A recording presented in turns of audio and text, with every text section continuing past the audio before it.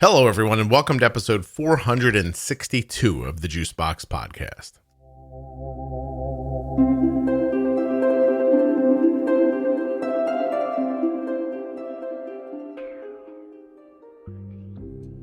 I'm going to start this episode a little differently than I do normally. First of all, please remember that nothing you hear on the Juicebox Podcast should be considered advice, medical or otherwise. Please always consult a physician before making any changes to your healthcare plan.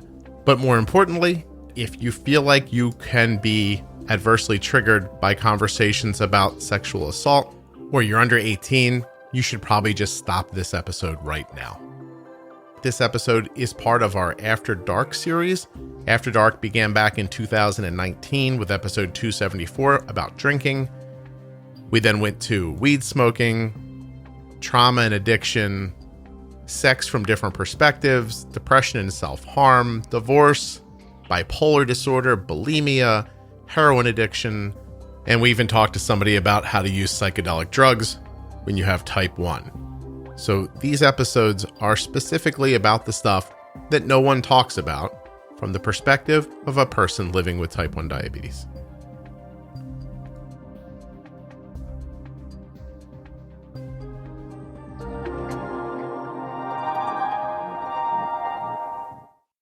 Today's episode is about sexual assault and PTSD. I want to figure out how to say this to you.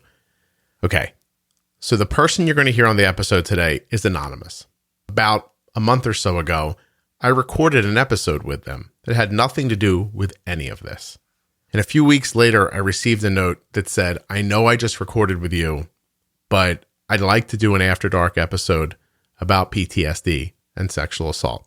She said the entire experience related to her diabetes quite a bit, and she wanted to share it with all of you.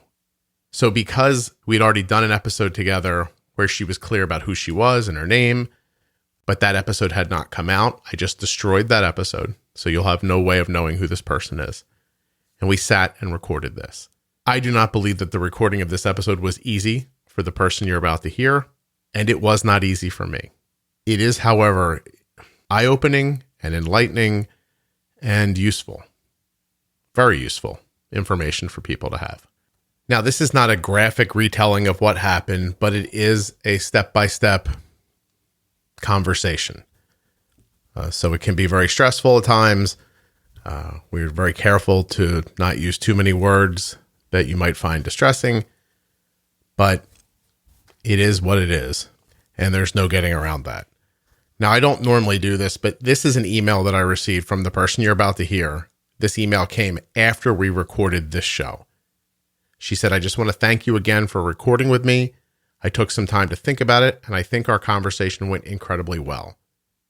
I was hoping that you could add some links to resources, which I was definitely going to do already. She says she's never used them herself, but there's RAIN, and in just a moment, I'll give you links to that. She asked me to be sure to put a warning at the beginning, which again, we were going to do. And then she said, I really appreciate you recording this with me. I know it was tough. I really appreciate your willingness to have the conversation. I know that it was a lot. Again, I think the conversation went great. I hope you know how powerful the podcast is on so many levels. And thank you for working hard for people with type 1 diabetes. It really means a lot. Just want you to know as you're listening that the person who had this conversation is incredibly comfortable with what they said and what you're about to hear.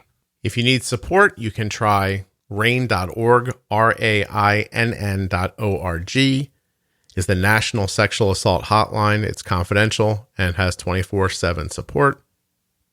They offer online chatting, or you can call them at 1-800-656-4673.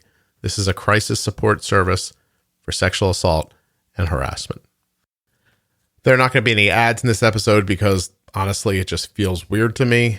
I do want to thank Omnipod, Dexcom, the Contour Next One blood glucose meter, Touched by Type 1, and Gvoke Glucagon for their continued support, which makes content like this and the rest of the show possible. Okay, here we go.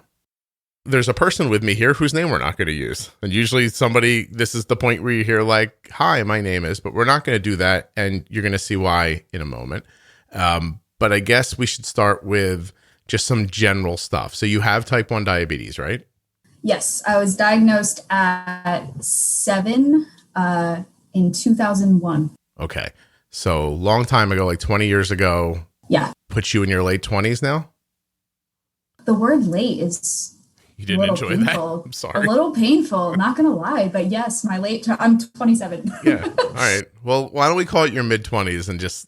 Thank you so much. I'll lie to you. That seems like the way to go. Yeah, lie to me. Yeah. So you're in your mid-20s now. And let's just get a little bit out of the way about your management and stuff like that. So you using a pump or MDI, or how do you do things? So I use an Omnipod, and I am a recent user of the Dexcom. I just started it in October. Okay. Yeah. Prior to that, what were you doing? Just regular checking, blood sugar checking, and Omnipod. I started an Omnipod about 7 years ago. So I've been on an Omnipod for 7 years. It's been fantastic. That dropped my A1C quite a bit. And then with the start of the Dexcom, my most recent A1C, I can't even believe it, was 5.6. Wow, congratulations. Yeah, thank you. Cool. With the help of the podcast, of course. Well, yes, obviously. No. Yeah, we'll give you credit. You know, it's weird. I always tell people about they always want to, like, people are like, what do you want to talk about? I'm like, oh, it's okay. Just come on and we'll start talking. And it always works really well. And now I know what you and I are going to talk about. And I feel like I'm not good at this. Oh, it's fine. No, I feel like I'm tripping over my thoughts and everything. Oh, really? Oh, yeah. Just go for it. Go for it. Just do it. So, but yeah, so you started when you were 7. You're pretty much managing on your own, or how involved were your family? How did that all work? Yeah, so they were involved. Now, this was back in the day when it was 45 carbs a meal, 15 carbs snacks. You had to eat at very specific times during the day. Mm-hmm. So it was, drop everything and eat at noon, at 6 o'clock, whatever it was. I don't remember. So in the beginning, my parents helped quite a bit. When I hit, I would say around 13, I was doing it primarily on my own. And at that point, I had switched over to Lantus, which was a big deal. That was a big deal to switch from, I don't even remember. I think it was Humulin, and Humalog rings a bell. Then you had to mix them in the syringe prior to that. But then Lantus was a big deal because you could eat whenever you wanted. And then I was very hesitant to getting a pump for various reasons. But I didn't get one until college. But yeah, to answer your question, yeah, I was pretty on my own for most of it. Where was your outcomes during those like teen years and into college? So kind of rough. I floated around the 8s and 9s,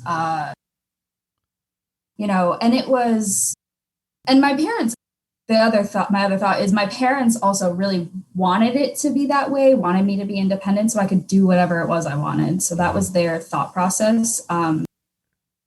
But then, the other curveball that got thrown at me was at around 15, I got diagnosed with Graves' disease, which caused crazy insulin resistance.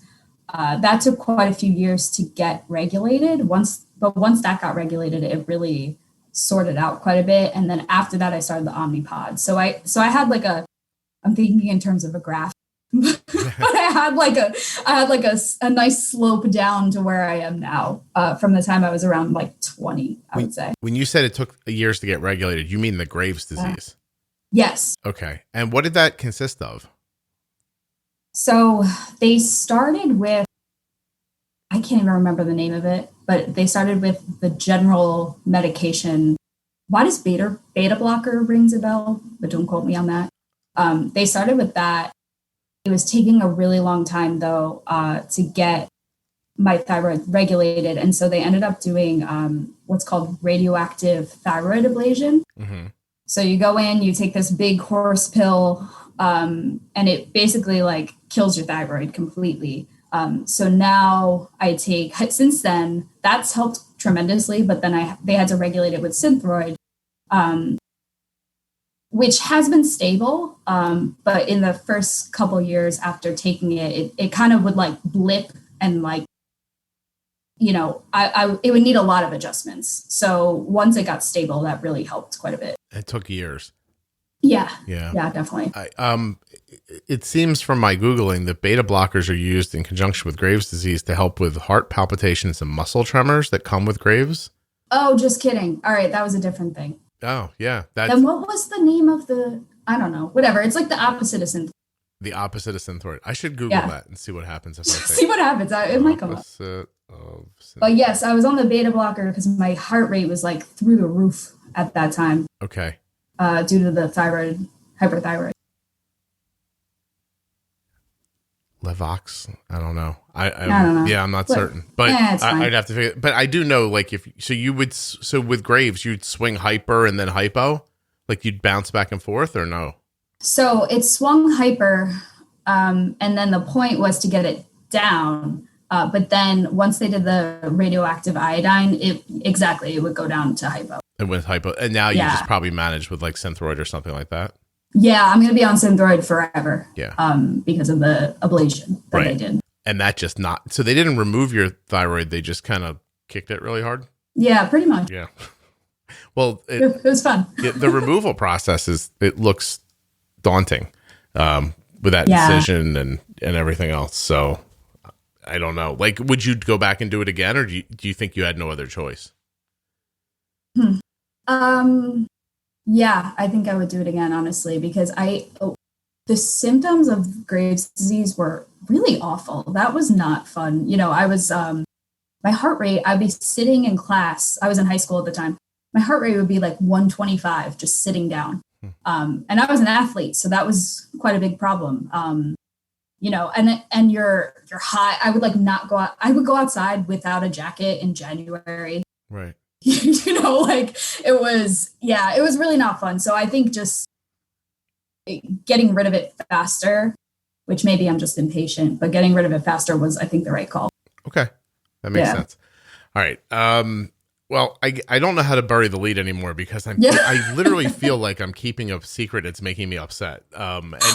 Which is ridiculous because, when people listen to a podcast, the title will indicate to them what this is about. So everyone's just like, oh my God, just get to it.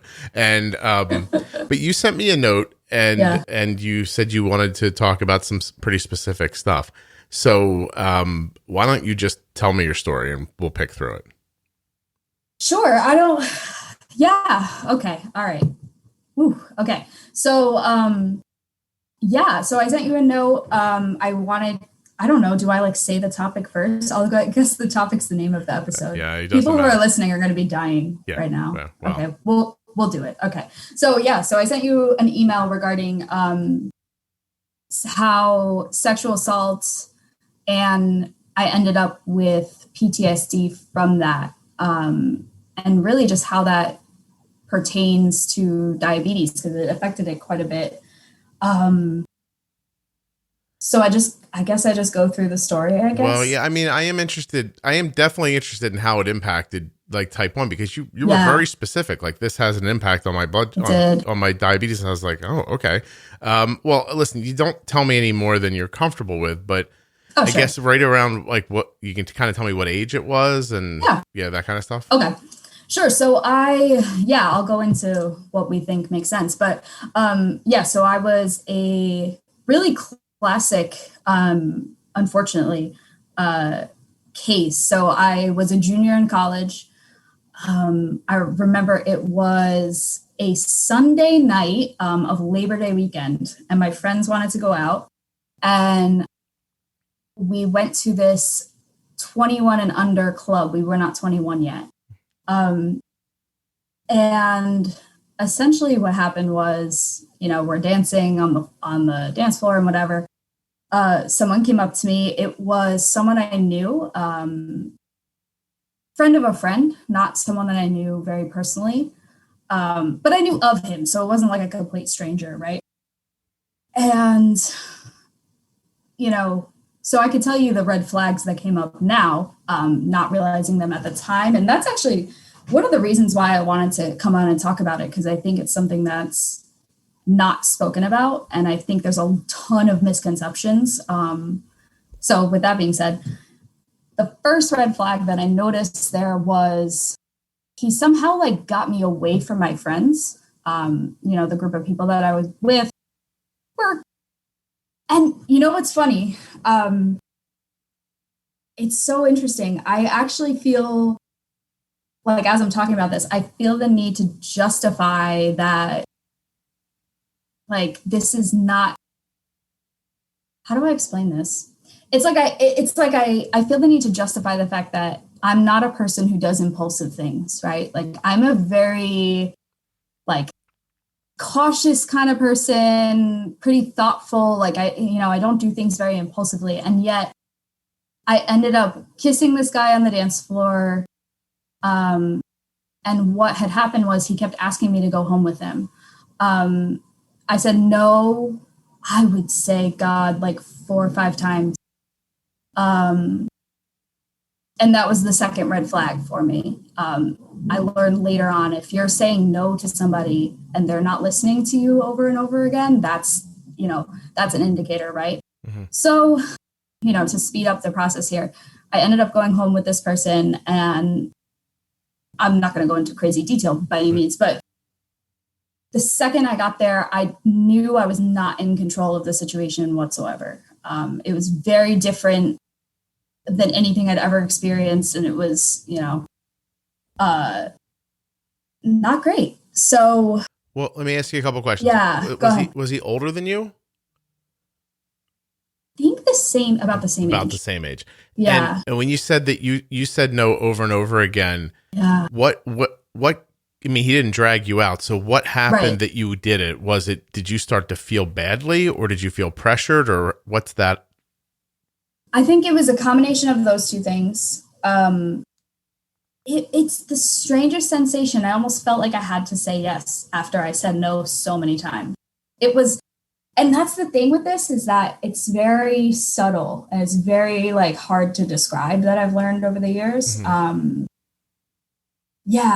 I would say, and I actually, and moving forward from that, I held a ton of guilt from that, because it was that moment that I agreed, right, like to go with him, but I had to really separate and I'd done this over years.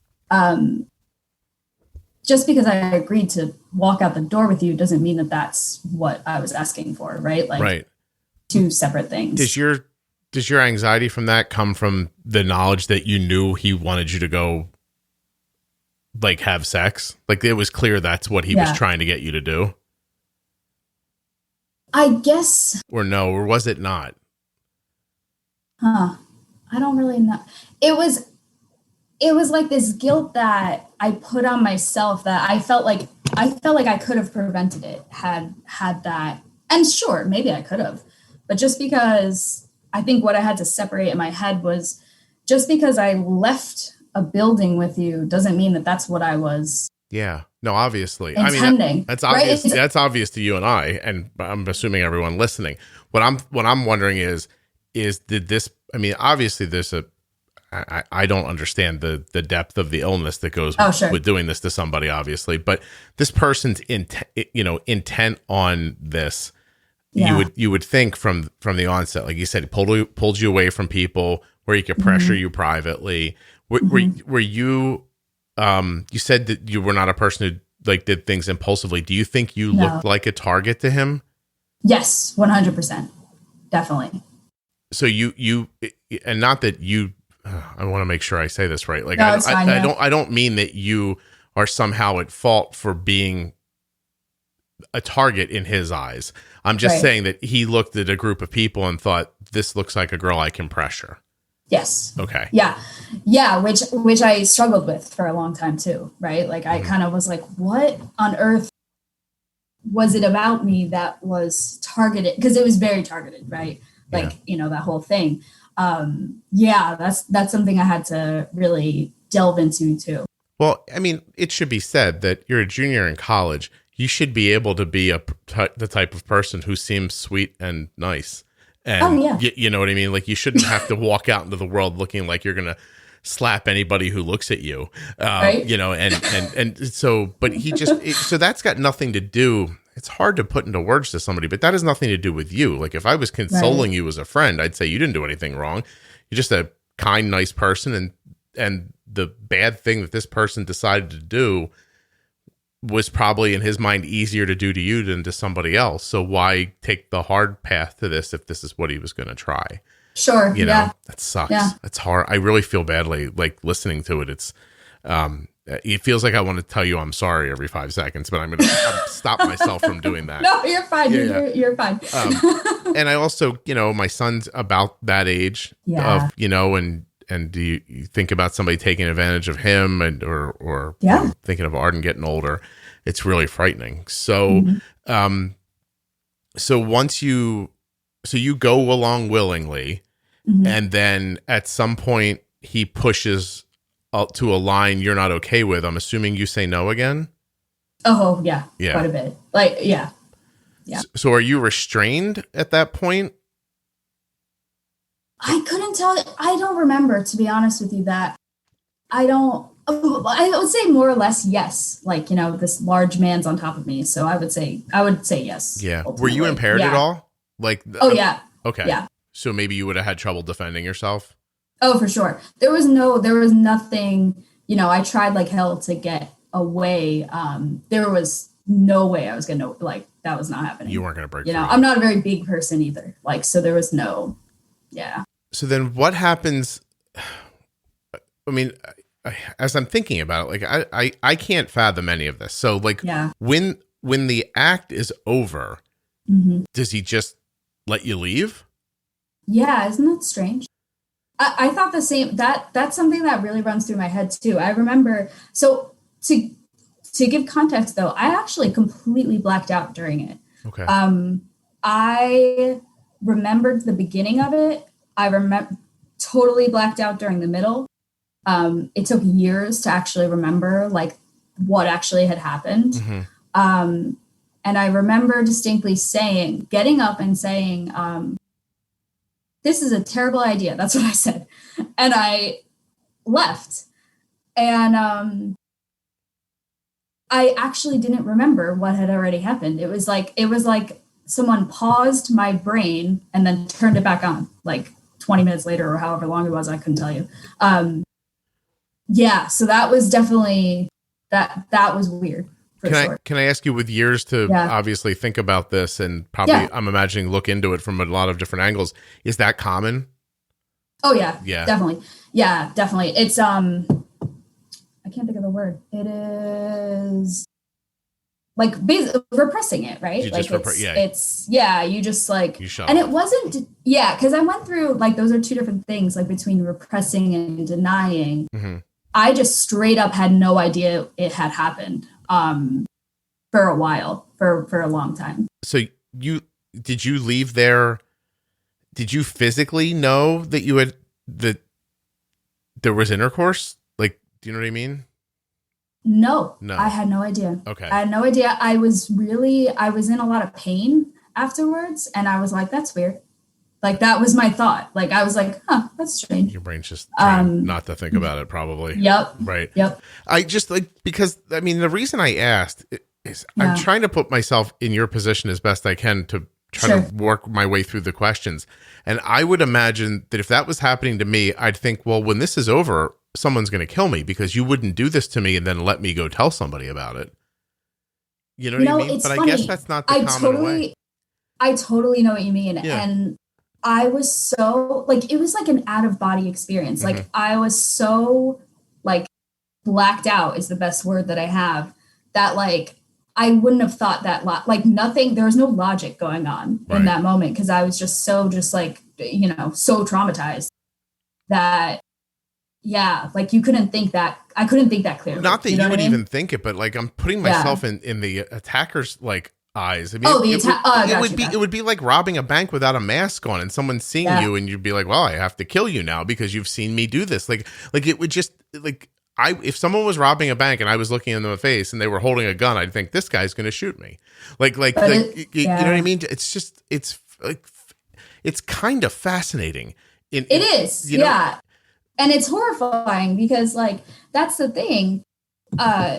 it's his word against mine, right? Like they're the only two people there. I do think actually when I walked out, I'm pretty sure his roommates heard the whole thing because they looked at me very horrified as I walked out. So I think they probably heard, but that's the scary thing about this. And that's what's so, what makes it so hard to talk about is that like, it's literally two people that are there, right? Yeah. Like it's What happens in the days afterwards when you see the roommates, or do you see any of those people? So like the people involved? Well, or like my own roommate. Do you see the attacker again? Oh my God. Yeah. He lived in the same building as me. So that was, I gotta say, I think that was the worst part of all of this was that like, oh my God, it was horrible. Like I was afraid to go. They had like laundry in the basement. I was terrified to go do my laundry. Mm-hmm. Yeah, that was horrible. Terrified. Like, but are you still repressing it? Like how long until you realized you were raped? Oh, so, all right, good question. So it was, I would say a solid 6 months or so before I realized that I was just, that was bad, right? Like that I was like, okay, something had happened there. It was then, see, I wrote it all down, but now I don't know what I said. But I think it was like 3-4 years later before I realized the whole full extent of it. Yeah. So you just have this overwhelming feeling of dread being around him or the building or those sorts of things. Yep. I had really strange dreams where like about it. And I was like, that's weird. I don't think that happened. And then started remembering it more and more like as time went on. Oh, that makes it more horrible. And yeah, right. Yeah. You don't hear, you don't hear a story like that and then think, oh, it'll probably get worse in a second. But then there it was. And it got worse very quickly. Exactly. Wow. Oh, I am at the part again where I feel like I should say, I'm so sorry to hear this. Oh, it's okay. Thank you. Really, it's, I've got the weirdest job is what I'm thinking at the moment. So, okay. So all this happens, you have this frame of time afterwards where you just, everything in the world feels scary and wrong for no reason. It takes you till you're out of college to figure it out. Once you figure it out, do you do anything? Like, is there something to do? So I realized, so in this time, so that was in like, it was in September. Mm-hmm. That same year about, I don't know, that spring, I started dating somebody. And I started as we were like, I don't know, what is a good word for that? Oh, this is after dark. I could just say, right? Yeah, I could just say whatever. As we're hooking up, right? Right. I start like having these weird reactions, like really strange. Like I was like in tears afterwards and I'm like, what on earth is this? And so that's when I actually started remembering part of it. So what I did to answer your question, so that was awful. Months later, I was like, all right, I guess I got to go to therapy because I was like, I don't know what on earth is going on here. And so that was incredibly helpful and did that over a number of years. So you took care of yourself. You went for therapy and so you think that having a real boyfriend and getting into intimate situations is what drew out your memories of it? Yeah, definitely. Okay. Geez, so you go to therapy. That makes sense. Do you do anything like about the attacker? Like what's the feeling there? Like you must have like a question in your head. Like, do I call the cops? Sure. Has it been too long? Am I interested in that fight? Like, yeah, what's that like? It didn't even really occur to me until like months and months later, and nothing. I didn't have any. I had nothing to go off of. Like, what do you say to the cops? Like, oh, hey, this happened 6 months ago. Like, right? He's gonna tell you no. I'm gonna tell you yes. And so I never pursued anything with that. Mm-hmm. And I didn't even remember the whole full extent of it until, like I said, years later. So like at that point, what do you even do? I did it did cross my mind. My fear is that this person is out doing this to other people, right? Like that really got me, that it stuck with me for a really long time. But I really thought about it and I was like, but even if I were to pursue anything, like nothing is going to come of it whatsoever. Yeah. It's years later. And so, yeah, no, I never actually pursued anything with that.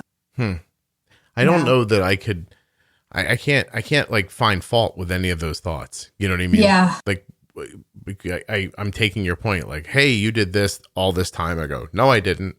Okay. Yeah. That's it. Yeah. Right. Like there's nothing. Meanwhile, and meanwhile, it's killing me. Right. Like it's awful. Yeah. But so like, did I really need to like recount it to this person and then have them deny it? Like, no. So, that's why I decided that still isn't going to protect anybody. Or, right. Yeah. What about the roommates? Did you? Yeah. I don't even know. Like, it's just it's so disheartening that you could find one person willing to do this. And then when you realize there are more that are willing to stand by, like, and not even just check on you as you're going out the door, you know what I mean? Like, is fascinatingly frightening. Yeah. I don't know. I don't really remember who they were. But I remember like walking out and being like, why do they look so freaked out?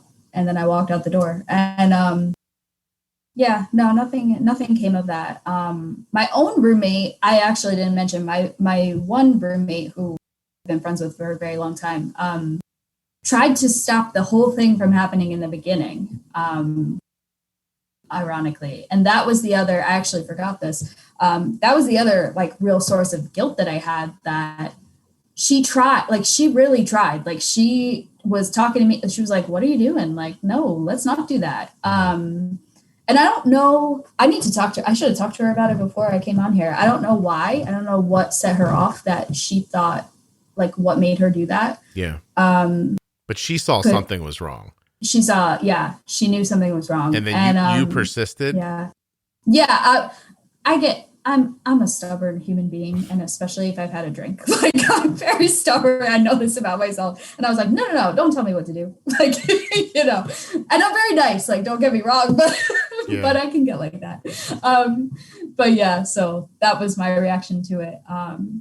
But they, when I got back to my own apartment, I told them about a little bit. I was like, I'm like, that really hurt. And they were like, what? And I was like, no, it's fine. And, they kind of dropped it. Wait, and, what really hurt? I'm sorry, I lost you there. Like, there. I was just so, like, from the whole incident was very, so I was very sore. And they were like, and they knew something had happened. Right. But it never really got spoken about? No, I did speak to them about it much later. Yeah, but in that moment, I guess you're really just like a bunch of 20-year-olds, right? Like, isn't that, just a bunch of kids that are like, we're going to go dancing and drink a little bit, and then a real life situation pops up, and who knows how to handle any of that, It's so true. That is so incredibly true. I think, they try, and I have like really, like, to this day, like they're great friends of mine, and we actually talked about it later on. And they were like, one of them was like, I am so sorry. Like, we didn't do enough. And I'm like, you're 20 years old. Like, what are you going to do? Right. Like, it's so shocking for, like, even right, we're talking about it, and it's like a shocking thing to talk about and hard to talk about. And when you're 20, like, oh my, forget it. You don't know what you're doing. Right? Like, I'm thrown by the idea that in this story, there are so many people, even down to you and I talking about it now, who all would have done the right thing in a scenario like that. And one person with bad intentions, and that's what wins the day. Like, he gets his way for having those bad intentions around, like that. It's just, it's I can't wrap my head around it. Like, I've tried while you're talking to just put myself in his shoes for a second and be like, why would you do this? Like, because I come up with all these weird things. Like, you did talk to him. Like, right? And so you must have had some thought that, oh, this is a reasonably attractive person. I'll speak to him for a minute and find out what's going on here. Like, he could have just put in real effort with you and created a relationship with you. But but that's not his intention. Like, it has nothing to do with any of that, quite obviously. I'm probably saying something that's completely obvious, but he really is just intent on the act of hurting you or somebody else and getting to it very quickly and being done with it. Right. And it's not like, it's not sex. It's not a relationship. It's not any of those things. It's like violent, like it's like two completely polarizing things. But it's, I don't know. I don't know what would wrap your, I'm not gonna wrap my head around that either. Yeah, I'm not going to find it. I just know that. No. Yeah. There's more context. Like, I've heard people my whole life say, sexual assault's not about sex. And I understand academically exactly what they mean. There's no confusion with me, but hearing your story makes it more real to me, that idea. And that's just terrible. So, all right, well, let's get out of this part. And seriously, before I have a stroke. And I'm like sitting here, like I don't look like this usually when I do the show. My hands are up, my shoulders are tight, like up against my neck. I feel like I'm, I feel like I want to just say to you, hey, this was a bad idea. We shouldn't talk about this. Like, stop. No, we're good. We're good. I'm good. No, you're doing better than I am is the point. You'll be all right. I'm kidding. I'm going to need your number for your therapist by the time we're finished. She's good. You can have it. Well, so then after stuff like this happens, the PTSD around being around the building, but then about being around men, I would imagine. What about do you tell your parents?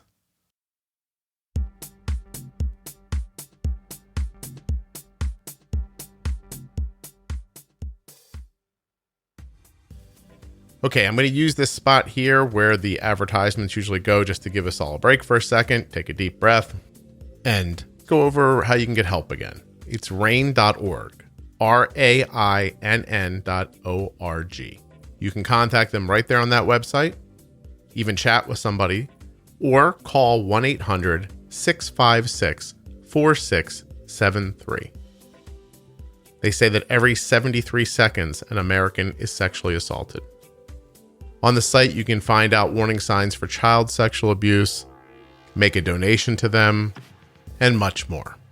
RAIN stands for Rape, Abuse, and Incest National Network. It is the nation's largest anti-sexual violence organization. RAIN created and operates the National Sexual Assault Hotline in partnership with more than 1,000 local sexual assault service providers across the country and operates the DoD Safe Helpline for the Department of Defense. RAIN also carries out programs to prevent sexual violence, help survivors, and ensure that perpetrators are brought to justice. RAIN.org, RAINN.org. Please, if you need them, reach out.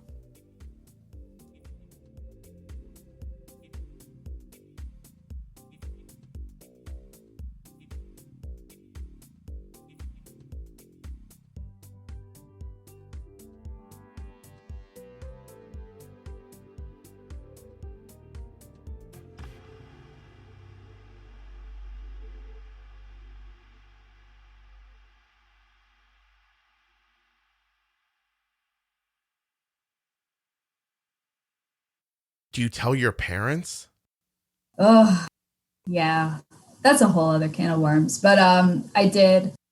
My parents, I don't think they had the capacity to do much about it. I think my parents are, how do I even explain this?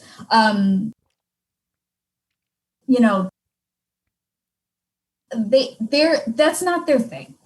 Like, can I put it that way? That's not their thing. Parenting's not their thing. Well, let me say something that I think you maybe want to say that you can. You'll stop me if I'm wrong. I have to say this. I'm not your dad, and this is 20 years from now, and I'm struggling to say the right thing because there's at every step of you can see why people say the wrong things around this because at every step of this, there's a part of your brain that wants to go, why didn't you just push him and run away in the bar? Right? And I'm imagining that in your parents' desperation for this not to be something that actually happened to you, they probably said every wrong thing along the way getting to it. You know, they weren't horrible. It was just the, it was just, I think it was so much. It was so much. I think there's not much to do. Like, it already happened. Yeah. Yeah. Your dad didn't did your dad ask who the person was? I only talked to my mom about it. Your mom. I never talked to my dad about it. No, I don't think she did. I recall her asking if I told the police. And she tried a couple times, and, then that was kind of it. But I think not being able to wrap her head around that this was like a long-term thing to get over.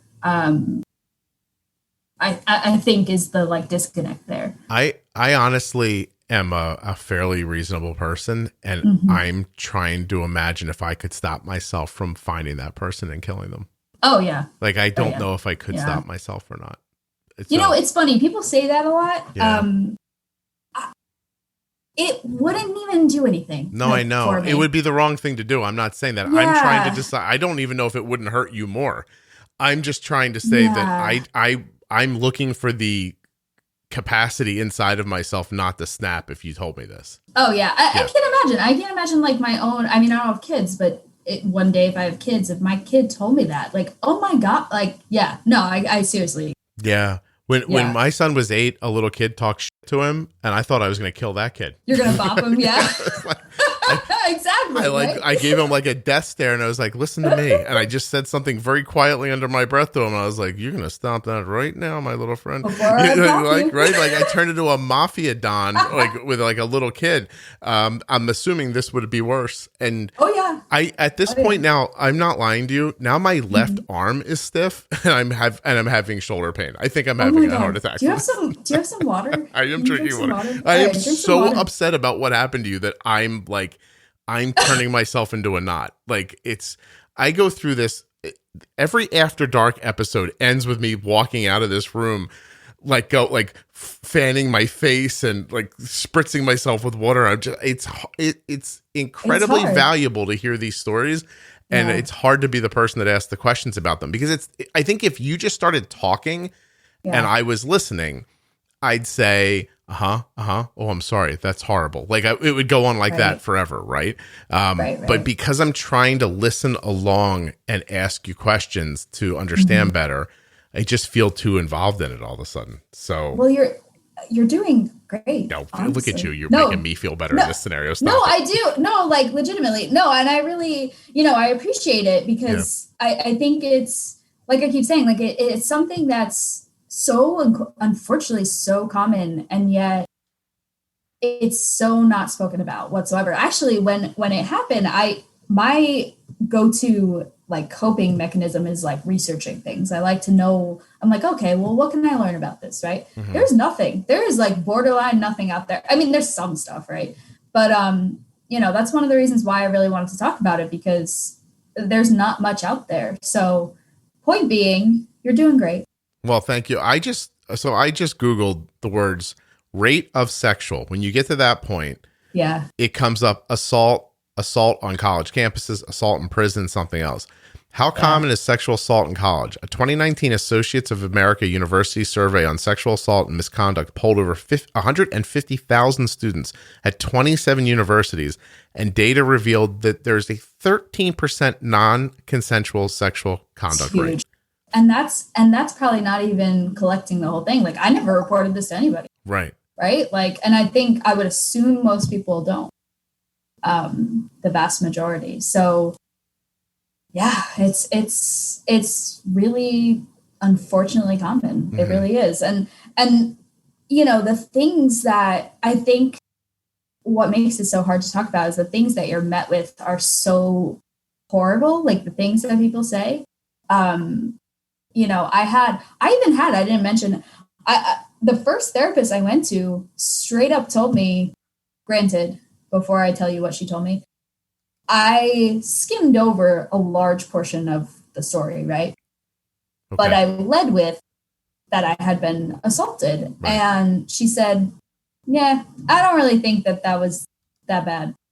I'm not even kidding, right?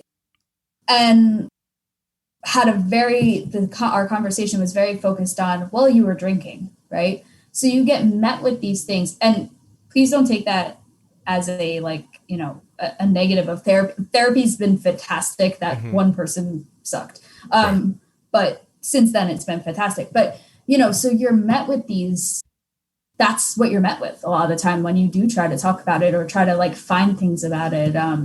It's people looking for ways to stop it from happening in their mind. And so they may ask you questions that are incredibly insulting and hurtful. And it's people coping. They're trying to make sure, well, if I don't do that, it'll never happen to me, or it'll never happen to my kid or whatever. Right. But that's ultimately not I don't think case. it needs to be said that just because you're inebriated doesn't mean you've given up your rights. That's not how the world works. And it seems like, that's a pretty heavy prevalence on a college campus. So I'm assuming what you do is you take boys at this very certain age when they are just overwhelmed with, hormones and craziness and this ability to be drinking for the first time or doing drugs for the first time or all this stuff. And then you mix it with the fact that a certain percentage of the population are criminal assholes. Right. And now, all the other boys find a way to handle it. You know what I mean? Everyone else knows how to hear no and stop themselves. And this person's not even worried about that. That wasn't even their concern. Their concern was, I'm going to do this terrible thing. And, I don't know the person. You don't know the person if it was for what the reasons were, but none of the reasons are obviously okay. But it's just the point of, it made me feel like, I was making the point to somebody, this is years ago. Why is this happening? This has to stop immediately. Hold on a second. Oh, I have to take this. This is going to be really weird. Hold on a second. I'll pause. Okay. This. Hello? It is. I'm going to say I'm sorry that I don't usually have to stop in the middle like that, but that was important. And I appreciate that. Okay, so I think we've pretty much well established there are terrible people in the world, and there are really and there are really lovely people in the world, and that for some reason, when terrible things happen, we seem to turn to the lovely people and ask them how they got into that situation. Isn't that funny? That is so true. Really crazy. No one goes and finds the bad guy and goes, "Hey, how come you're an ass?" Why are you a terrible criminal and have no concern for other people? What is wrong with you? We just go to you and we go, should you have been drinking? Really? Right. Yeah. That's very true. I like that one. I'm going to use that when I talk to my students. It's ridiculous. But you know why it helps, or why it happens, is because those people are busy hiding somewhere. Right. You're the one that's standing up and going, hey, this is me. Let's talk about what's going on. They're the one who's hiding and pretending that they're not, that they don't exist. Massive jerk offs. So so they're just trying to pretend they're not doing that. And I have to tell you that if I'm sure someone else has tried to absolve you already, but you can't be responsible for someone else's bad behavior. You know what I mean? That's just, I see what you're saying, but I don't even know what you would do. What would you do now? You know what I mean? Even if you got it into you right now as an adult, 20 years later, or what are we, 6-7 years past it? 7, yeah. 7 years. What are you going to do? Right, exactly. And and also thinking of myself as at that age, you're 20 years old, you don't know what you're doing, right? I don't know. I don't even know. I was half a person at that point, do you ever wonder if you approach that person right now and said to them, you did this to me? Do you ever wonder if they would think that they did? I have wondered that. I can't imagine what the response would be, to be perfectly honest. Yeah. I don't know. If you had a truth serum and they answered, would they just be like, yes, I did that. I'm a massive. I wonder. No, I honestly, I think it would just deny till the grave. I really do think that. I don't know. Right. I never confronted about it or anything. Do you know if was he altered too? I couldn't tell you. I don't know. There's no way for you to know. Yeah. I find personally, men, I find hard to tell if they're drunk or not. I don't know why. I just really do personally. It might be because we're sort of asked to begin with. It's hard. It could be. Yeah. No, I'm kidding. Yeah. Could be. But then I could go into like how this affected diabetes. If that's helpful. Yeah, no, it's exactly what the rest of this is about. So go ahead. Okay. Yeah. So we'll get off the horrible train here. Right. It doesn't get much better. No, I'm kidding. It gets better. Can you imagine? Like, it was pretty much a downfall after that, Scott. From there. Life still sucks. It's a slide, life's basically. Good. Yeah. But yeah, so from there, yeah, I mean, I was, what's funny? It's like, there's diabetes burnout. I was just burnt out of life. Like, know what I mean? Like, I know that's not funny, but I really was like, it was just like, coping with that was just crazy. And then trying to do diabetes, I would just, I didn't have a CGM at that point. So at that point I'm on Omnipod and, regular checking your blood sugar. Mm-hmm. And I'd be like, oh, I'm high. Okay. Take insulin. Oh, I'm low. Okay. Like just this very, very, cloudy. Yeah. Cloudy, like very oh, okay. Going through the motions kind of thing. And I made adjustments and everything, but it was just, oh yeah, diabetes is a thing that happened 5 times a day or whatever. So that PTSD, that just hangs over you 24/7 then. Oh my God, it was awful. Yeah. That was, so what happens, I learned later, you're basically in that fight or flight mode all the time. Mm-hmm. Like all the time your nervous system is jacked up. And so everything's scared, like the door would open, I'd jump out of my skin. Like just, it was, just like you're constantly like need to be running away from something, Mm-hmm. And so how that impacted my blood sugars was crazy, right? Like, you've talked about like adrenaline with basketball games. It was like constant though, like 24 hours a day. So I do remember my insulin needs going up quite a bit afterward, I would say, I don't know, months afterwards. Mm-hmm. And then what would get me was I started having like actual panic attacks, specifically surrounding sex would have. So that's great. So that was really fun. Like, oh, let's have sex. Oh, just kidding. We're having a panic attack instead. Like that was real beautiful. But so that would drive up either it depended on the day. It would either drive my blood sugar up or crash. And so that was fantastic to work with. But basically, so this went on for a couple of years. And then I finally, I don't know, 3-4 years later, my therapist strongly recommended that I try taking anxiety medication, mm-hmm. Which I finally agreed to, and best decision I ever made. Honest to God, it was night and day. I was like, oh, this is how normal people feel. And my insulin needs went down. I stopped having these like really funky like rises in my blood sugar. So that really helped tremendously. Can I ask, when you're trying to be intimate with another person and you have a panic attack in that situation, how much of the reason why do you tell them? So I'm thinking, so the guy I was dating at the time, it was, that relationship was interesting. So, I mean, I was finding this out as I was dating him. So that was just a very strange dynamic. I did eventually tell him about it, but I hadn't remembered the whole thing. So I was confused about it. Mm-hmm. So that was tough.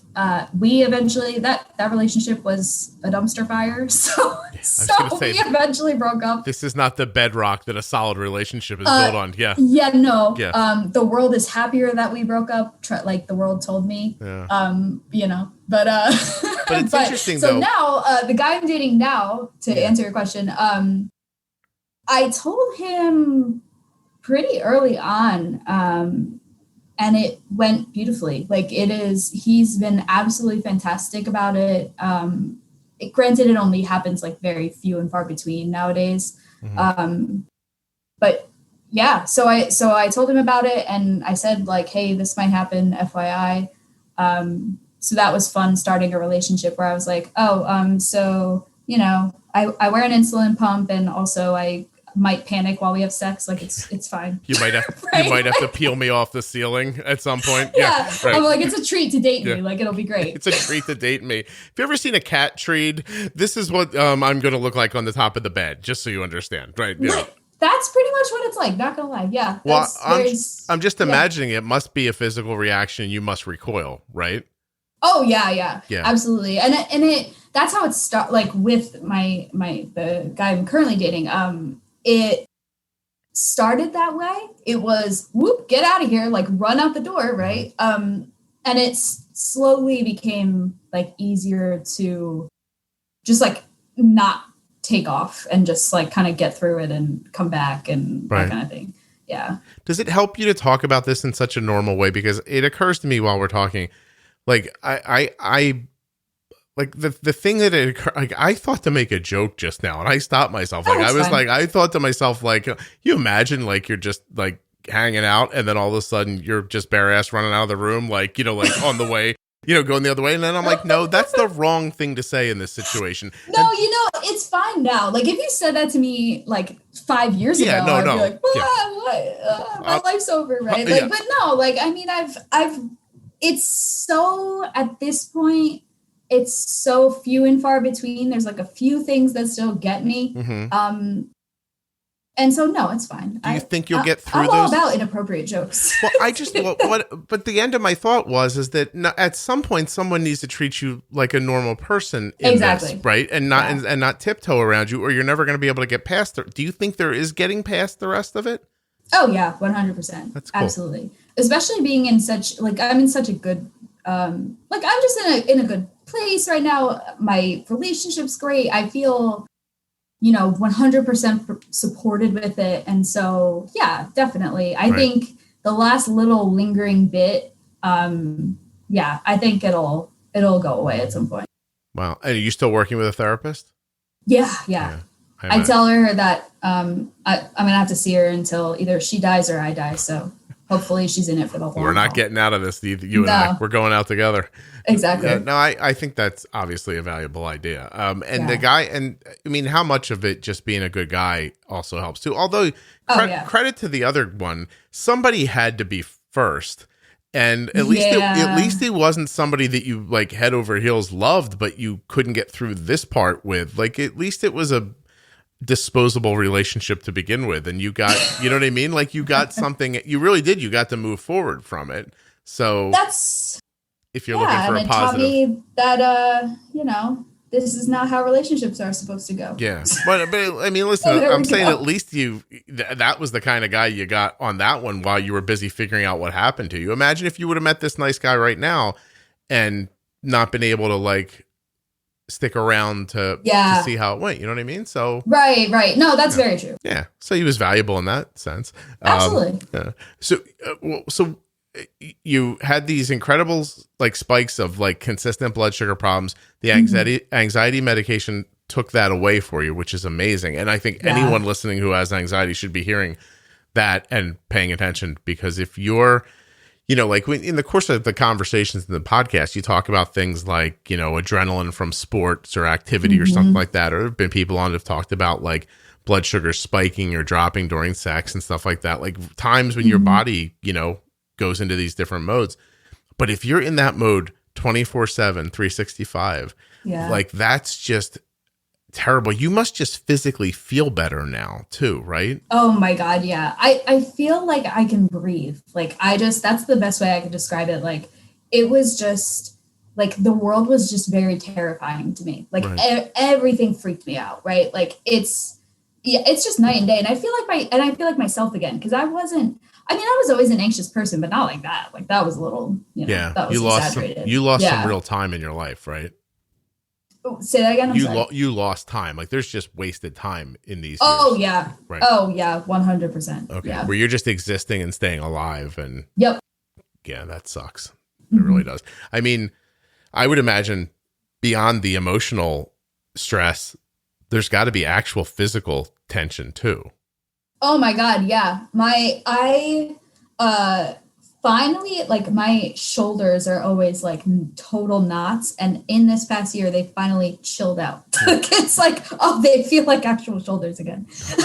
That's nice. I mean, it's nice because we said at the beginning, you're in your late 20s, but you're not, right? You're No, mid to late. You're right there. But I mean, trying to high side this, you did get through the worst of it. It seems like in relatively short order. I mean, it doesn't feel like short order because it's your life and you lost years. But when you stand back 75 years old and look at this, you'll think, oh, there were a couple of years in my 20s where this was a real problem, but I got through it and I kept moving forward from there.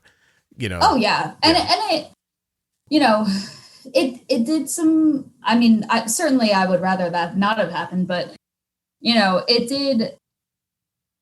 it helped me realize I wanted to become a counselor. First off, just going through therapy, I was like, oh, this is cool. And I think it just gave me such greater empathy for other people. Like, I was 20, right? And this happens to kids, and unfortunately, and we don't need to go down that path, but it happens to very traumatic things happen to lots of people. So I think it just gave me, such greater empathy for other people and not to mention like better understanding of like when you're going through something very traumatic, like what it's like to try to come out of it. So, it did give me a lot to work with. It gave me a lot of like clarity on what I wanted to do. So some good definitely came out of it for sure. Well, I mean, that's nice. I feel weird saying that anything good came out of that. No, I know. Yeah. And that's when I said it too. I was like, I don't want to say like, yeah, it was fun. And thank God this happened or I never would have had this perspective. But you probably could have just lived without the perspective. Right. Exactly. I would have been fine living in a bubble, right? Gained it slowly over time the way everyone else gets it. It's exactly. But I mean, what it made me think of when you were just talking is that, everybody my age knows the kids start coming home from college, like your children, your children's friends, they come home. Just imagine that every time, you ask 10 girls how's school going, it's possible that 13% of them have like been through an assault. Yeah. Like that's insane. It's crazy. You know what I mean? More than 1 in 10 people can say, oh, that something like this has happened to me. Mm-hmm. And, you're sending your daughters are heading off to college and this just can't be. I mean, we could go down the roads and, of course, people should, people need to like evaluate their sons better. You know what I mean? Yeah. Like you all know your kid's like quirky, like and weird or like, by himself, like say something, like send him to therapy before something like this happens, like don't just stick your head in the sand when you notice your kid's a malcontent. Like seriously, like, I mean, I know you're not a parent, you're kind of younger, but everyone knows, I'm not saying, somebody's going to assault somebody, but you could tell when your kid's a little weird, like do something for them. Don't just let them go out into the world all twisted up like that. Messed up. Yeah. A mess. Do something because they're going to go meet somebody else. They're going to meet somebody's daughter and somebody's son and, and have these monstrous ideas in their heads and, Jesus Christ, like, fuck, do something. Don't just look at him and go, oh, he just likes knives. I don't know what that means. Like like just, he just likes knives. Yeah, figure it out. Figure it out. No, Joey doesn't need a 13th tarantula in his cage. Like I don't know what it is. Like when you see something that seems like a little off, go, oh, let me find out here. What's going on here? Exactly. Jesus. Oh, that's funny. No, maybe it is all tarantulas. Who knows? I don't know what. I'm just saying when something seems wrong, like say something. Yeah. You know what I mean? Do something. Don't just stare and hope it gets better. People do that with their health. They do it with all kinds of things. They're like, oh, I noticed that 6 months ago. Why didn't you do anything? I don't understand. Like, yeah. And I think, it's just being in and not a full counselor, but like, like being a school, like having a background in school counseling. I think, I think that's the important of counseling, like to begin with personally, like, I know I'm super biased in that sense, but you know, it's so that when you're reaching those kids when they're kids, hopefully, right? Like, so that you're not becoming this monster, right? Yeah. I don't know. So Well, I think it goes both ways, if that makes sense. it does. And also there are people who have thoughts that they haven't acted on yet. I mean, I don't know how difficult this is to say, but like, ask for help. Like, tell somebody, like, I am having thoughts that I believe are not okay. You know, like, I need to talk to somebody about it. And exactly. Just because you're not going to, when there's a problem like that inside, you're not going to keep it down forever. And you know, and if you're hearing this now and you're feeling that way, like, you could stop yourself before you hurt somebody. You know, it's a big deal to try to take responsibility, even when things feel out of control. Sometimes it's the first step to finding control. I don't know. Oh, absolutely. No, you're right. Yeah, I don't absolutely. know what I know. It's Friday. You got me. I don't know what to do now. It's just, I know. I mean, was this and it's beautiful out too. It really is nice outside. Yeah, true. Okay. Well, I don't know. Sometimes like cut off, like, I don't know. It's like a different land. Do you ever notice rain sometimes can't cross a body of water? Yes. Right? Do you ever see that? Like, you drive over a bridge and it's raining on one side and not on the other side? And I love when that happens. So cool. It's very cool. Anyway. All right. So what are we not telling people that we should be telling them at this point? Like, so obviously stress and anxiety can come from a lot of different things, but directly from PTSD, it can have a massive impact on your blood sugars. You know, you endured something terrible that kind of put you into a fog for a long time. So I'm assuming your blood sugars weren't all that important to you. Like you said, you just like give yourself some insulin and move along. And that was it. What do you do? Like, what do you see as you're moving forward? What are your short-term goals, I guess, for yourself? In terms of diabetes or just in general? I think in terms of like getting you to a place where this feels like a terrible thing that happened a long time ago and it doesn't consume you. I would say it already does, honestly. I think like there's that last little residual thing I got going on that I need to, that I would like to continue to work on. But other than that, I think my goal for a while has been, and I've been working towards, is just like really being focused on maintaining, like doing things that are stress relieving. Cause that's what I learned over these years, is that over this whole incident, is that, stress exacerbates the hell out of PTSD and anxiety and all these other things. So I just try to be really, really cognizant of that and really focus on whatever it is, like whether that's like working out works great for me, cooking, anything like that. That I always try to have, like, keep in mind as a goal. And I think just being, what's the word I'm looking for? I think just being very aware of like where I'm at, so I don't end up in that like really foggy space, if that makes sense. Yeah. Seeing the edge of the slippery slope and doing something before you fall too far. Yeah. Cause it was just like, for so long, I was just kind of like in survival mode and going through the motions. And so I think like just being really aware of if I start slipping in that direction, like, whoa, what's going on? I think that's how I continue to move forward. And I think, I'm glad that I was able to talk about it here too. I really do like the idea of kind of being more of an advocate in this space, when it's, when it's okay, when it's an okay space to do it. You know what I mean? Like, well, I don't need to talk to crazy people on the internet or anything, but I'm really, kind of overwhelmed that you think this is a good place to do something like this. Thank I you. do. Yeah. No, I really truly do. Like I just think you've created such a supportive environment, through, like, especially like I'm pretty active in the Facebook group. And I think that it's few and far between that I see anything that's not supportive. And I don't know, I think it's just an open-minded bunch that you created here. That's very nice of you. Thank you. I'm very proud of it. So Good. That's excellent. Can I ask a question? Of course. What's the best way? What is the way? How do I want to ask my question? I'm assuming that being intimate now for you need to be a little in control. Like I'm wondering about best practices for people who have been through what you're through, or even for the guys that are with them. Like, what's that dance like? Oh, that's a great question. Hold on, I'm thinking.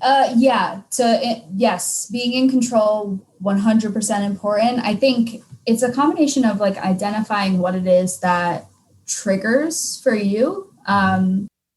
Like, I'm trying to give an example. I know for me, like I'm not a big drinker, but if I do have a drink or two, I have a really hard time having sex. So I know that going into it. So that's something at this point I'm just avoiding. And I think just really having really open communication with your partner and finding someone who's really willing to work on it with you. Cause it's, it's a big hurdle. But the person I'm dating right now, I don't feel like it in that space. Like I don't feel that way because he's so supportive. So is it not as specific as, hey, I'm going to put my hand on your leg now? Like, is the whole thing feel like it's like a talking book, or like, do you know what I mean? Like, hi, should we move closer to the pillow?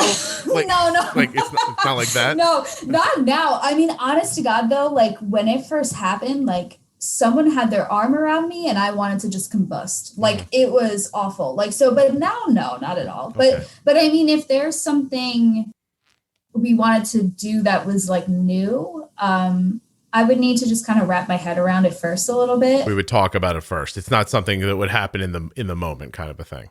Exactly. And there's certain things like obviously like I do not like having my arms pinned down. Like that's not a thing that's okay. Cause I need to be able to deck him at any point. He knows that's why. I'm like, in case I need to punch you. He's like, okay, got it. Let my arms free in case I have to punch you in the face. Yeah. Just in case. Fair enough. And by the way, if you're going to punch him, don't punch him in the face. There's better places. You're right. I always was going to go for the face, but now I know. I'll tell him that. Some people can take a shot to the head. So,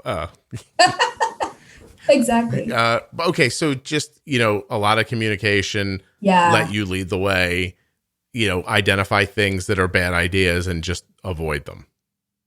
Pretty much. And like, I think it's important to work through the things that you're avoiding, but be patient. That is my other recommendation, is be really, really patient. I'm not patient with myself, I would say, and I would get all bent out of shape. I'm like, why isn't this working? I should be over this. Right. It takes time, but you can get through it. I would imagine it takes as much time as it takes. And exactly. And that you can't rush your way through it. Okay. Right. All right. Is there anything that we didn't talk about that we should have? I know you said you wrote some stuff down.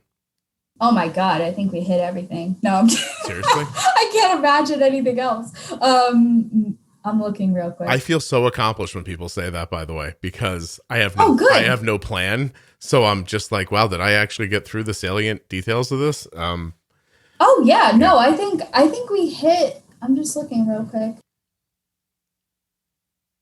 Yeah, no, I think we hit everything. I think also like, I do have one thing. It's kind of, I think with the salt piece, it's also tied, you know how, and I've heard people say on the podcast, when you get diagnosed with diabetes, it's like everyone kind of treats you like it's that club they don't want to be in. They're like, oh, right. And so I think I think with the salt, it's the same kind of thing. But that's why, and I'm sorry to sound like a broken record. I keep bringing this up, but that's why I think it's important to bring up, so that it's not that, oh, don't know what to do or say about that. That's ugly, right? So that it becomes something that's easier to discuss. But other than that, no, I think we hit everything. Okay. I think you need to avoid, this is going to sound disjointed, but I think it's like when you meet somebody and somebody, not the first time you meet them, but somebody who has like a serious health condition, like say somebody has cancer. Like you can't just be around someone who has cancer and never it comes up, because then it just seems completely obvious that you're ignoring it. And that is as uncomfortable as talking about it sometimes. And so is that what you're saying? Like, you can't just like treat you like this never happened if you're a close friend or a confidant or something like that. Like, it has to be, if it's appropriate conversation, that keeping it quiet is just as bad as if it were to come up. Is that the idea? Yeah, exactly. And at the same time, and this is a lot to ask of people, right? But at the same time, balancing the fact that that one bad thing isn't your full identity. It's not who you are. Right? Like someone who has cancer, like, that's not everything about them. They're still a person, right? I think, just finding that balance. And I think, in my last relationship, when I told him about it, that was very important to me. I was like, I don't want this to be everything you think of about me. Like, Mm-hmm. So I think it's just important to have that balance too. It's no different than, people struggle with, seeing their children as diabetes sometimes. Exactly. Right. They just look at them and they're like, how's your blood sugar? Are you okay? Are you dizzy? And you're missing the person. You're seeing the diabetes. Yeah. You don't want who you are to be, it should be center stage who you are. Right. There's so much more to you than diabetes and whatever else you got going on. Because most people have got other stuff going on too. Right. I got it. I think I understand. Okay. Yeah. Well, you, done a really wonderful thing here, and thanks. I can't thank you enough. I mean, just that it was your idea. It's funny, somebody, to go down a slightly different road, I was explaining something to somebody today, and they said, where do you get your guests from? And I was like, I don't get my guests, they come to me. And she's like, what? I'm like, well, there's like every once in a while, like I said, I'm doing an eating series, and I needed somebody who ate in a very specific way, and I had to go out in the world and look for them. I was like, but everybody you hear on the podcast wanted to be on the podcast. Like, they came to me. And so, like, stories like yours, or, you and I were talking about it before it started, the girl that came on and talked about opioid addiction. Mm-hmm. Like, you don't know what a big deal that is, because she was the fourth person who approached me about talking about opioid addiction. And the first three, for a number of different reasons, couldn't get to recording. And she did. And, so topics like this are difficult. It's obviously, they're incredibly hard to talk about. They're difficult to listen to sometimes, but they're important. And it takes people who are brave like you to step up and talk about them. And it's just a really big deal to me that you chose to do it with me. I really appreciate it. Oh, well, thank you. Yeah, no. And I, like I said, I think you've made such a supportive space to even do it. So I felt comfortable reaching out to, even though I feel like I know you because I listen to you all the time, but just basically talking to a stranger, right, about this horrible thing. Right. But here we are. No, it really does feel like that. It feels like, what if I just picked up the phone, dialed random numbers, got somebody on the phone and started telling them about like my medical issue? But like, hey, right, exactly. It's me.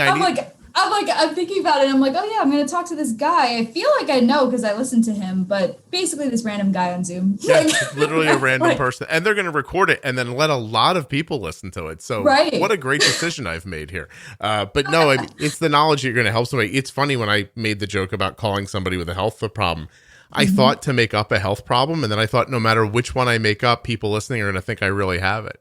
So I didn't make a joke. I was like, well, if I joke about that, people are like, oh, he has that. So true. I was like, oh, I can't do it. But no, I mean, it's a weird, I mean, the medium's amazing. Like seriously, think about what you just talked about. 15 years ago, you would have had to have been on 60 Minutes to tell this story. Yeah. Seriously. The world did not work like this before you could make a podcast. And so people didn't hear these things, and they didn't hear them with any frequency. Like, I think it's the first time there's an After Dark episode, which, by the way, I even hate calling them those. I hate calling them After Dark because I don't think that they should be in the dark. I just think that that's how people see them. So, I think it's good. Just like you're saying, God forbid a kid is listening to it. Yeah, I don't want somebody to hear the wrong thing. And so I have to kind of brand it so that people understand. And some people are much more easily triggered than others. So they should have an opportunity to know what it is they're getting into, right? Like your episode's not going to have a fun title where they get, I know, which is so unfortunate, but I understand. Completely. That would be really awful if they were like, oh, this is about, I don't know, plants. Yeah, you don't want to like get halfway in and go, oh, gosh, I didn't mean to be here. And exactly. I didn't even realize that until someone said to me very recently about one of the After Darks that I think is terrific. I think it's one of them about drugs. She's like, yeah, I can't listen to that. Oh, really? And I was like, oh, well, I'm glad that it was clearly marked, because I didn't think anybody would, like, because I don't have an issue with it. I just imagine nobody would. But my point is that stories like this, didn't get told with frequency. And you might not be the last one. Like someone else, I have to tell you, the first time I interviewed somebody who had bipolar disorder, I thought, well, that'll never happen again. Except I'm editing another show now with a person who has bipolar disorder, because they heard the first person and they were like, hey, my story is a little different. Let me tell you mine. And I was like, that's amazing. So you might not be the last person I talk to about something like this. And I think that's how we get to the things you talked about, like treat people normally, know what to do, know what to look for. Because you gave a lot of good tips here today about how to sniff out a creepy person. Gotta know that. You know what? Because when you're a decent person, you just think other people are decent. I know, isn't that? Yeah, that's so the truth. That really is. I just don't imagine anybody's screwing with me, because I'm not screwing with anybody. And that's how I am now. Like, I'm just, this person's probably screwing with me, but also like, I'm such a sucker for balance, but also balancing that with like, not everyone's out to get you, but they might be. Yeah. You know what I mean? Like, kind of going for it in that direction. Did this cause any strange, correction of like how you, like, did you do anything oddly differently than you did before? Like, is your purse like full of mace and guns and things like that? Like, do you have brass knuckles with you? Like, or have you not gone that direction? I do. I run and I do bring pepper spray with me. That is the only thing I can think of. I would say, like, I do, like, if I'm getting in an elevator, it's just me and one other person. I'm like, it's just one other person, right? Like it's that kind of stuff. But I wouldn't say it like completely changed me as a person, but it did make me a lot more aware. Does it make you more aware of your size? Yes, it did. Okay. It definitely did. I didn't realize how small I was until, and I'm not, I'm short. I'm not like a little skinny toothpick or anything by any means. But I was like, ooh, all right. Yeah, that's good to know. There's just a disparity generally speaking, between men and women's like strength and size. And like, the way it occurred to me is like Arden's 5'7". She's one of the tallest girls like in her high school, as an example. Wow. But but like she'll tell me at home, because she's the shortest person in the house, she feels small.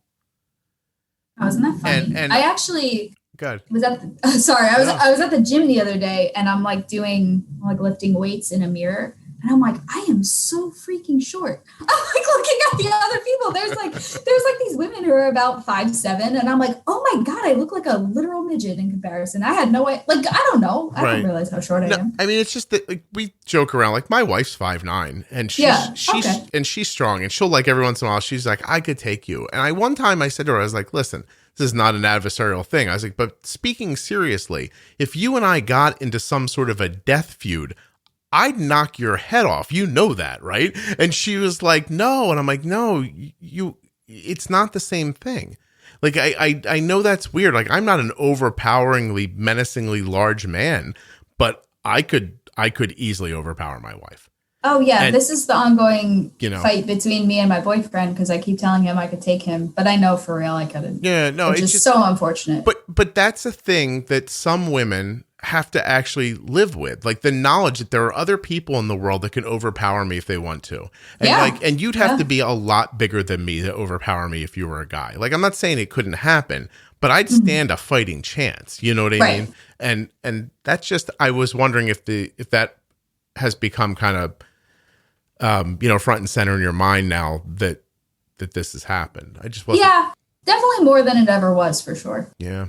Because you don't, like I said before, until there's a point in your life where you don't imagine anything bad's ever going to happen to you. I know. Isn't that funny? Yeah. And at that moment, you're just like, I'm me. And you're just rolling around, 5'3", 110 pounds. Like, I can conquer everybody. Like, meanwhile, most people could backhand you and knock you over. Exactly. And you just don't think of it that way. I'm glad you're envisioning me as 110 pounds. That's great. Keep thinking that. That's not the case at all. No, I was just going for a weight that I felt like I could easily backhand, actually, when I said it. Oh, got it. No, we could pretend it's me. That's me. No, there's a comedian that has that joke, I could overpower everyone in my house at the same time, and no one thinks that way about it. And I wonder if men listening can understand, because they don't have this feeling. It's kind of why I'm talking about this. Yeah. That the women in your life, some of them more than others, are painfully aware that in a physical situation they'd likely be overwhelmed, and how frightening that must be to have to live that way. I guess is my point. And guys, generally speaking, don't have to live that way. Mm-hmm. Although I know some guys that honestly, you could kick their ass easily. Good to know. They wouldn't stand any chance. I'm thinking maybe I should fight them. I'm literally thinking of 3 people right now that I think could be beaten by a small child. So anyway. All right. This has gotten off the rails. And there are going to be some people like, you can't joke around at the end of an episode about stuff like this, but I don't know what else to do. I'm trying to get the tension out of my chest. No, you can joke around for sure. It's fine. I sweated out at least 20 pounds right now, during this conversation. So I made you close your window too, so it's even worse. Yeah. Yeah, exactly. All right. Well, thank you very much. Hold on 1 second. Okay. Okay.